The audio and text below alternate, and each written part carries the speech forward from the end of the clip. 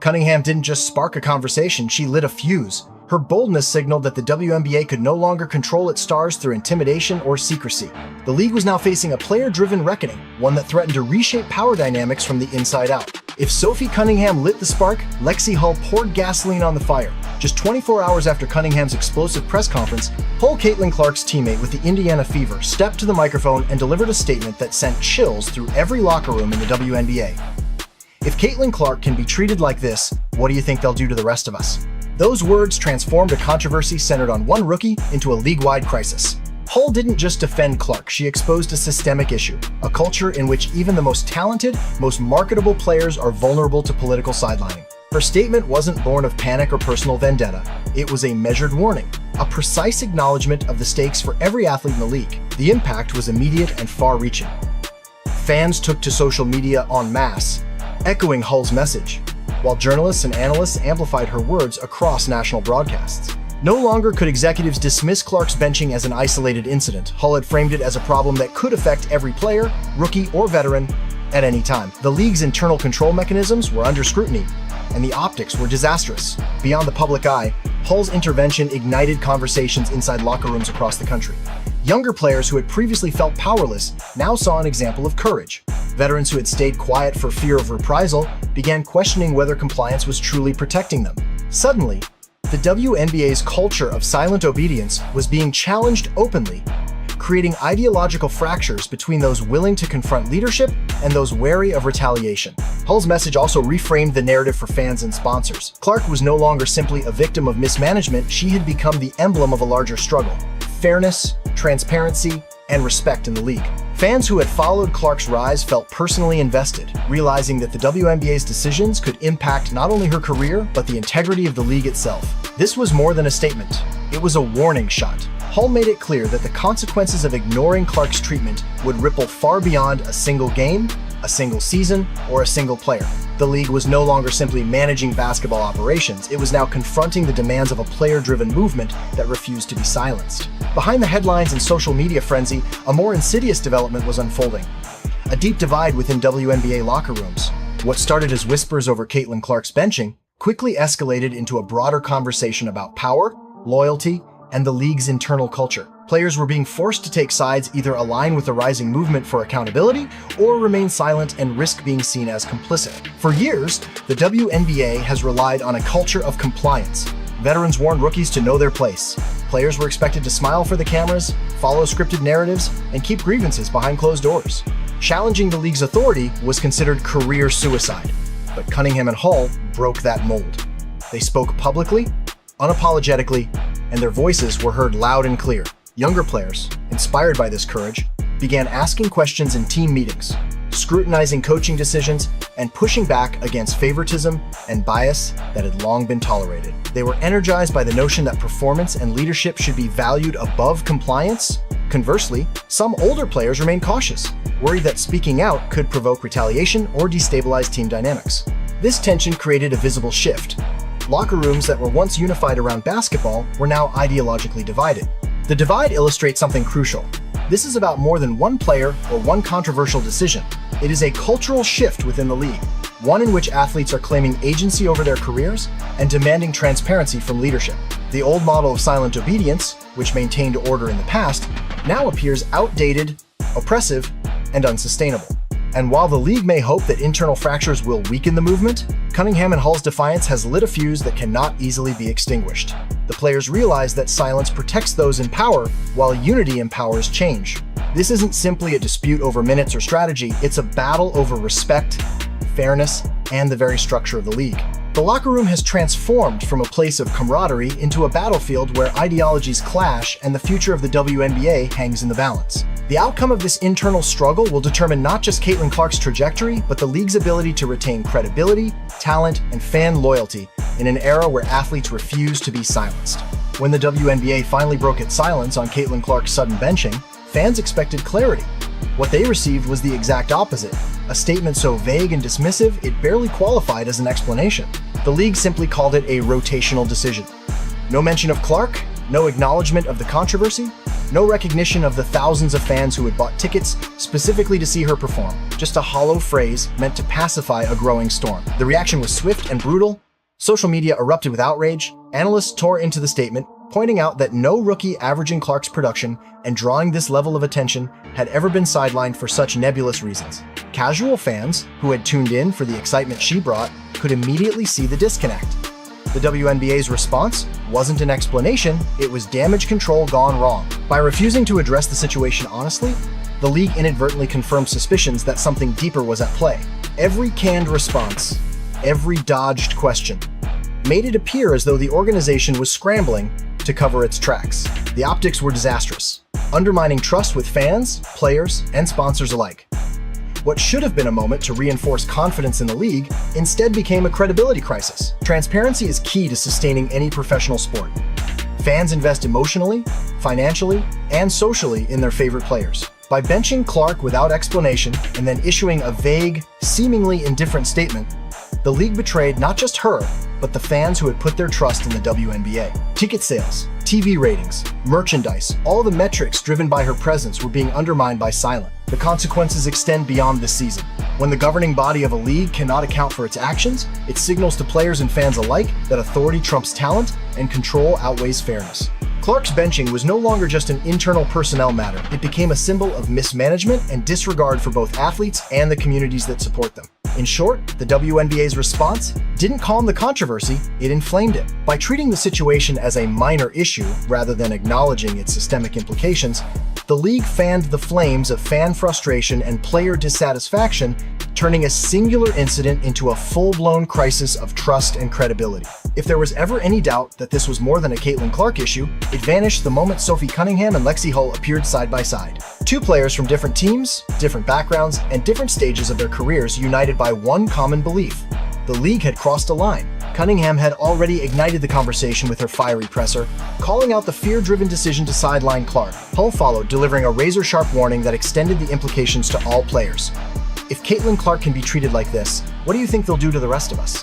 When they stood together, shoulder to shoulder, the message was louder than any individual statement. This wasn't just frustration, this was solidarity. The symbolism of their unity cannot be overstated. For years, WNBA players had been siloed, discouraged from organizing outside of collective bargaining. By coming forward together, Cunningham and Hull shattered that divide.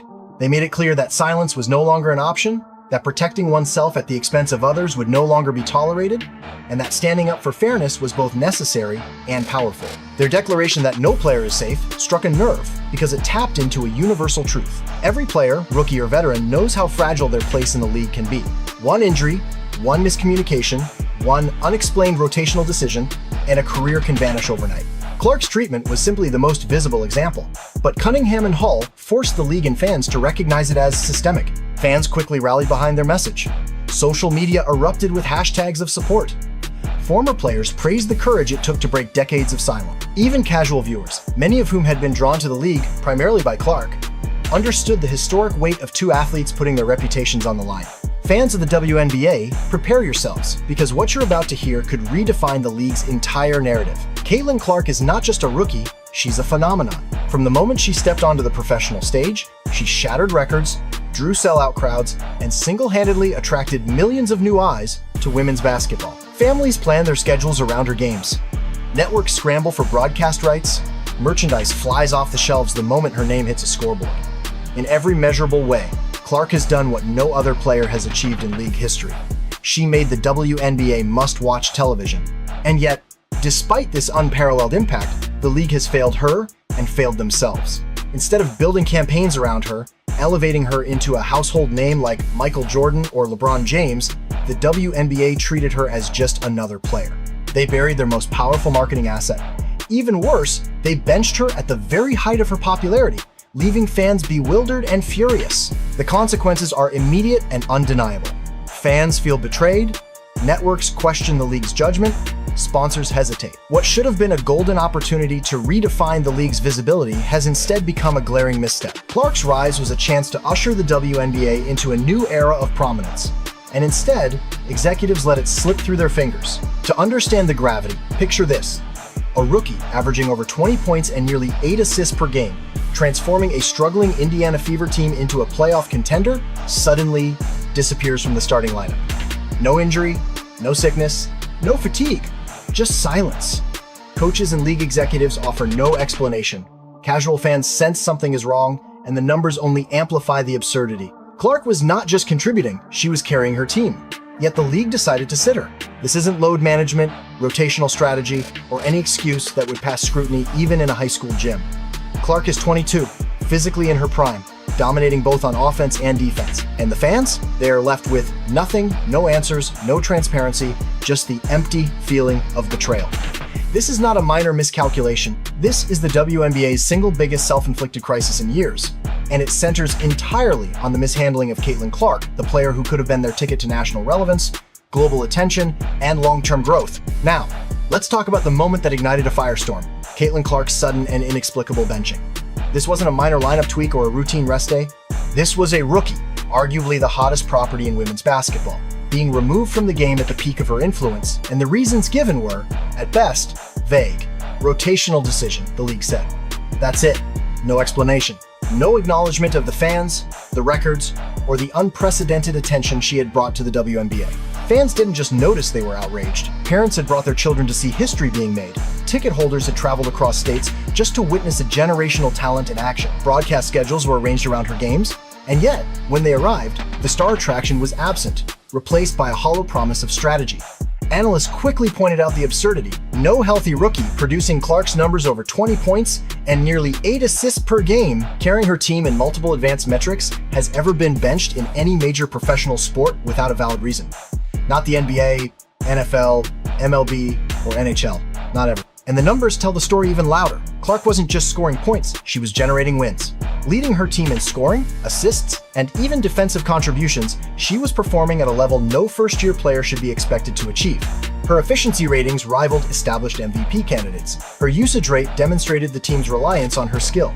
And despite all of this, the league and coaching staff chose to remove her from the court. The implications go far beyond one game. By sidelining Clark without transparency, the WNBA not only risked alienating its most engaged fans, but also sent a chilling message to the league's players. No matter how much you perform, your career could be subject to politics, personal agendas, or internal power struggles. That decision didn't just affect one rookie, it undermined trust in the entire league. In short, Clark's benching wasn't a minor incident. It was a public spectacle of mismanagement, an affront to fans, and a cautionary tale that the league's handling of its biggest asset might be its undoing. Caitlin Clark had become more than a player. She was the pulse of the WNBA, and yet the league chose to ignore it. Here's where the story takes a darker turn. Caitlin Clark's benching wasn't about basketball. It wasn't about rest, rotation, or strategy. Sources close to the Indiana Fever and the WNBA suggest that Clark's removal was tied to internal politics and power dynamics, a young superstar challenging the status quo and executives who weren't prepared to be questioned. According to insiders, Clark had reportedly raised concerns about the league's outdated marketing strategies. She pushed for campaigns that highlighted real player personalities, authentic stories, and fan engagement, instead of the same cookie-cutter promotions that had failed to capture new audiences. In essence, Clark was advocating for the WNBA's growth, using the platform she had worked tirelessly to elevate. And while her intentions were visionary, the league reportedly saw it as a challenge to their authority. The timing is suspicious, to say the least. Within 48 hours of Clark speaking up, her minutes were reduced. Within 72 hours, she was benched entirely. No official statements acknowledged any connection, but the pattern was clear enough for fans and analysts to connect the dots. When a rookie dares to speak truth to power and immediately faces repercussions, the narrative is unmistakable. Influence and talent can be punished if it disrupts internal control. Fans had purchased tickets, tuned into broadcasts, and invested emotionally in Clark's rise. She was filling arenas and creating a national conversation around the league. Yet, instead of being celebrated as a solution, she was treated like a problem to manage. Her removal wasn't just a slight against her, it was a statement to the players, the fans, and the public. Control is valued above performance, loyalty above innovation. And make no mistake, this isn't about diva behavior, this is leadership. Clark was acting in the league's best interest, proposing strategies that could elevate the sport and create a lasting legacy. The WNBA's decision to bench her under these circumstances sends a chilling message. Even the brightest stars aren't immune to suppression. Fans began to realize something essential. This wasn't a basketball controversy, this was a governance crisis. The very player who could have led the WNBA into a new era of relevance was being silenced. And as the whispers spread, it became increasingly clear that the league's credibility, its connection with fans, and its long-term future were all at stake. And then came Sophie Cunningham. The Phoenix Mercury veteran didn't hold back. In a post-game press conference that felt more like a courtroom cross-examination than a routine media appearance, Cunningham dropped a line that reverberated across the basketball world. "You don't sideline your biggest star unless you're scared of her power." Those words cut deeper than any statistic or press release could. In a single sentence, Cunningham exposed the underlying truth fans had been whispering about. Caitlin Clark's benching wasn't about strategy, performance, or fatigue.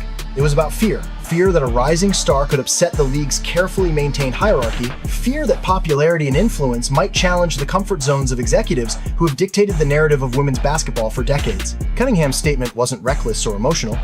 It was calculated, sharp, and undeniable. She understood the league's politics and the unspoken rules players had long been expected to follow.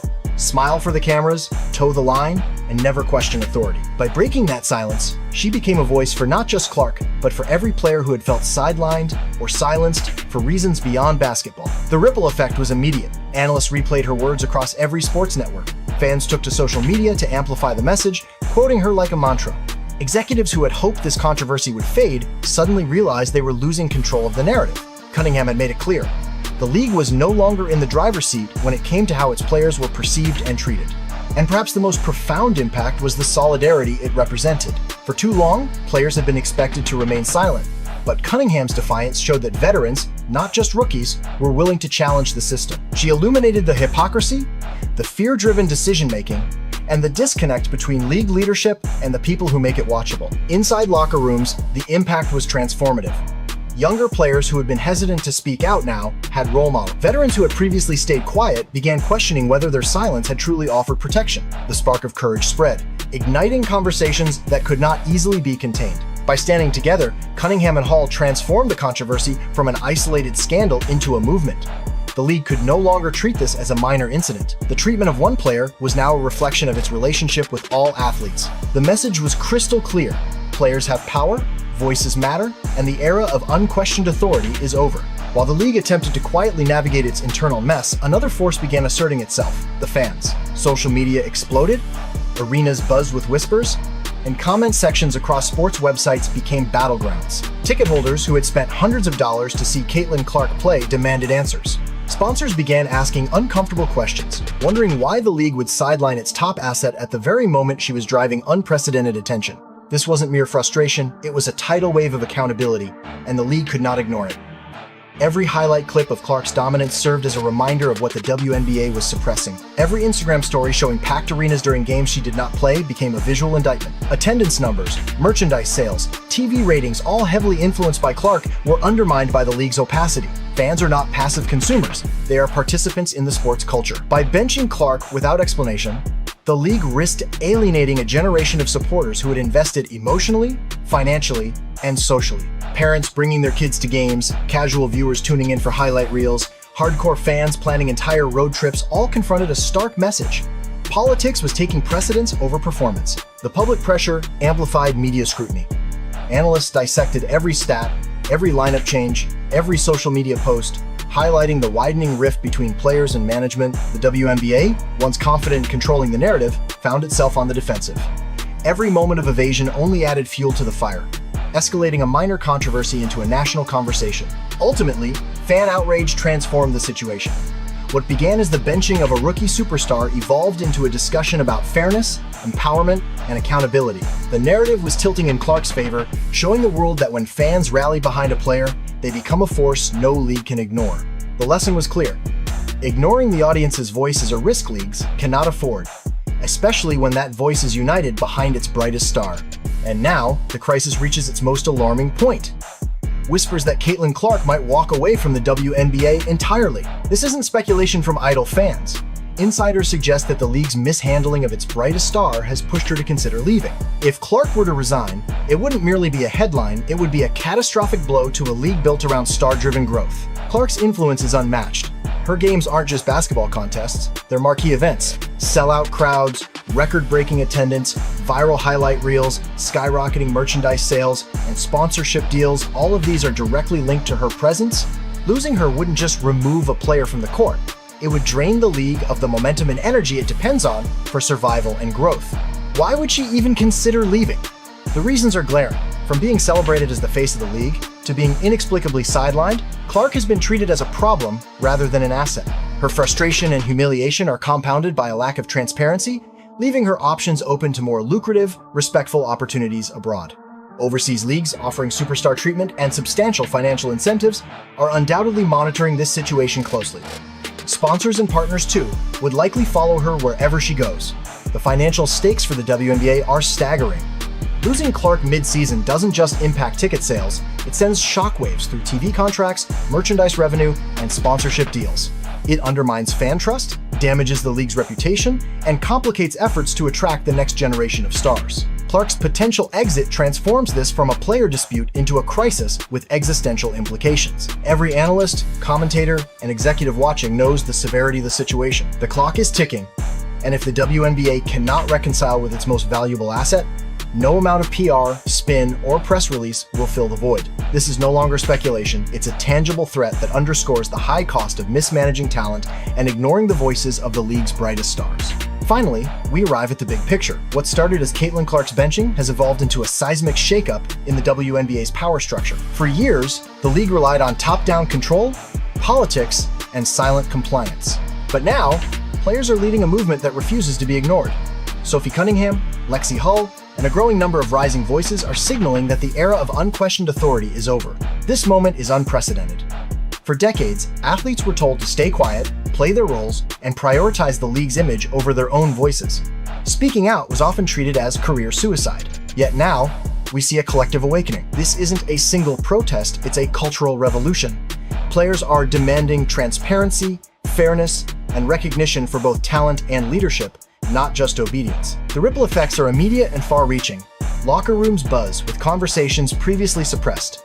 Cross-team alliances are forming. Players are questioning not just decisions about minutes or rotations, but the very structural policies that allowed Clark to be sidelined without explanation. Fans are no longer passive observers, they are active participants, pressuring executives, supporting player voices, and refusing to accept hollow statements. Sponsors and media outlets are watching closely, realizing that the league's credibility depends on how it treats its athletes. The WNBA miscalculated if it thought this could be contained. The movement transcends Clark, Cunningham, and Hull. It's about creating a league that reflects the voices of the athletes who make it compelling. When talent is silenced, the system loses legitimacy. When players unite, the balance of power shifts. Clark's situation became a symbol. The message is clear: you can silence one voice, but you cannot silence a chorus. For the league, the rules have changed.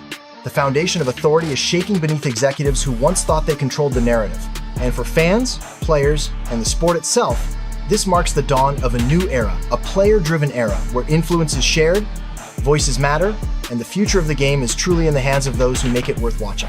As we arrive at the final chapter of this unfolding saga, the stakes for the WNBA could not be higher. What began as the benching of a single rookie superstar has snowballed into a league-wide reckoning. The controversies surrounding Caitlin Clark, amplified by the courageous voices of Sophie Cunningham and Lexi Hull, have exposed systemic flaws, fractured locker rooms, and ignited a fan-driven movement demanding accountability. The question now is simple: will the WNBA adapt, or will it crumble under its own mismanagement? The consequences of inaction are staggering. If the league fails to address the concerns raised by players and fans, it risks alienating its most valuable assets, the stars who draw crowds, boost TV ratings, and sell merchandise. Clark's potential departure is a ticking time bomb. Beyond the immediate financial impact, it would tarnish the league's reputation, weaken its negotiating power with sponsors, and signal to future talent that the WNBA is not a place where exceptional athletes are celebrated or protected. The ripple effects could resonate for years, but the situation also presents a transformative opportunity. This controversy has sparked conversations that were long overdue about fairness, transparency, and the value of player voices. The league has a chance to pivot, to rebuild trust, and to show that it prioritizes both talent and integrity. By actively supporting Clark, embracing Cunningham and Hull's leadership, and fostering an environment where players are empowered rather than silenced, the WNBA can redefine itself for a new generation of athletes and fans. Every stakeholder, executives, coaches, sponsors, media, and fans now holds a role in shaping the league's future. The WNBA can no longer operate behind closed doors. Every decision is under scrutiny. Fans will continue to watch, speak out, and hold the league accountable. Players are realizing their collective power, and the boardroom must recognize that ignoring or undermining this new reality is not an option. In the end, the saga of Caitlin Clark is more than a player controversy. It is a mirror reflecting the league's priorities, revealing both its failures and its potential. The WNBA stands at a crossroads: continue down a path of mismanagement and risk losing its brightest stars, or seize the moment to embrace transparency, celebrate talent, and empower the very athletes who make the league worth watching. The choice will define the future of women's basketball, and history will remember it, not for the games played, but for how the league treated its heroes when they mattered most. ¿Qué planes, Ciel?